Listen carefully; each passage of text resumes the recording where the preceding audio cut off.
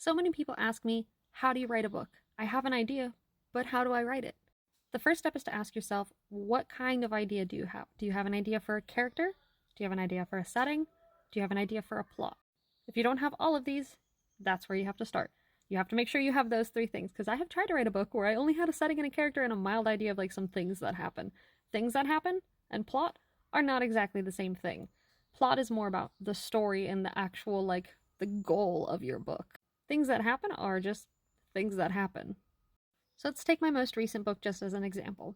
My young adult fantasy book, Deathriser of Darkwood from the Ashes, is about a young Deathriser who botches a resurrection spell and ends up with the kingdom's greatest wizard living in her head. Now, if I just stopped there, that's just a thing that happened. The wizard ended up in her head because she messed up the spell. That's not in and of itself a plot. You need, like, what happens from there? What's her goal in the book? What's the goal of the book?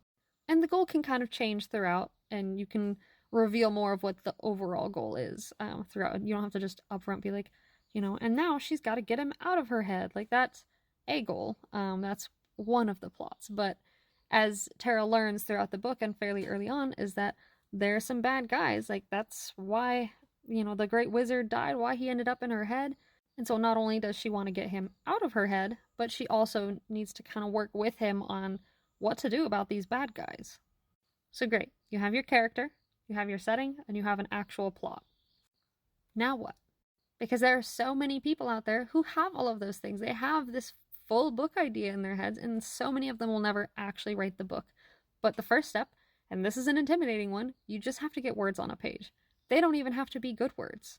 I saw a thing on Pinterest, it was a couple months ago, where it was basically just saying, like, to put at the top of whether it's you're writing your book by hand or if you're typing your book on a computer, whatever it is, to basically put, like, ugly draft at the top. It doesn't even have to be rough draft. It could be ugly draft or whatever wording you want, to give yourself permission and give yourself freedom for it to be bad to start with.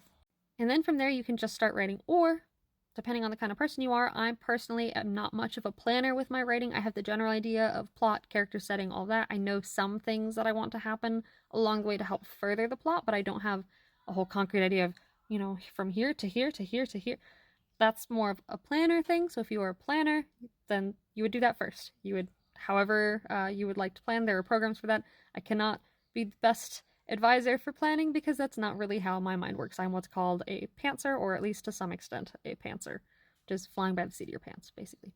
But as you write, you can always go back and change things. So don't feel that pressure of, I need this first sentence to be a great hook. It needs to be a really impactful first sentence. Write a crappy first sentence. You can go back and change it. With my book, Thieves of Joy, I rewrote the first, 3 or 4 pages about 20 times before I settled on what I actually wanted. But I needed something to get the ball rolling, basically.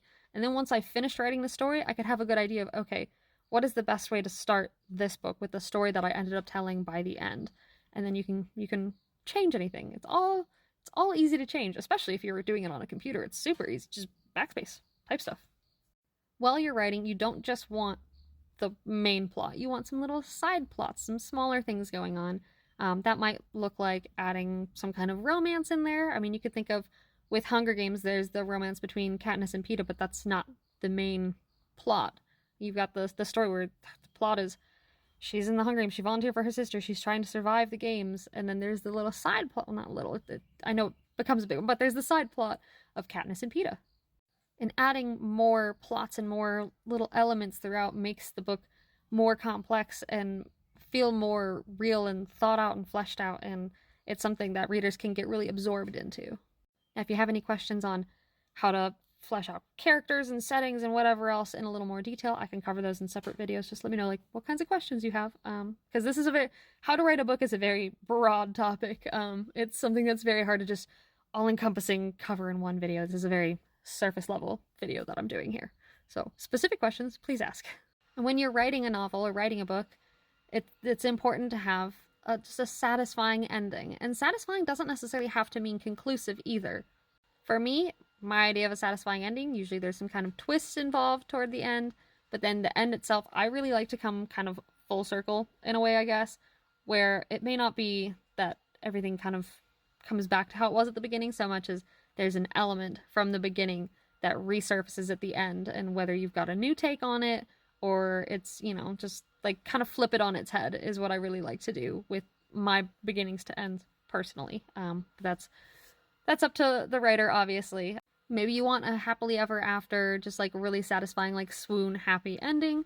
Um, it really just depends on what you're looking for, but just making sure that whatever it is satisfying. And that's again where it's helpful to get feedback because you know what happens at the end throughout your book. And even if you don't know the ending super early in the book, at some point you figure out generally how you want to end your book. And so it's not going to surprise you the same way that it's going to surprise a reader. And so having somebody else's feedback to see, did it hit? Did it feel satisfying? Was it surprising? Was it even interesting? And just kind of getting some different opinions. So to summarize, how to write a book. Do you have character? Do you have a setting? And do you have an actual plot, not just things that happen? Then just get words on a page. They don't have to be good words. Just start writing. You can always go back and edit.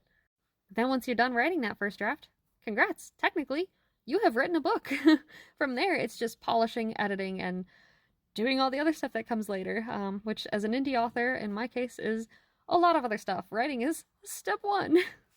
But I hope this helps. And if you're wondering how to write a book and you have any further questions, whether it's how to develop characters or more about plot or settings or how to write certain kinds of descriptions, whatever it is, I would be happy to help. So just comment below with your questions about how to write books and anything that falls into that.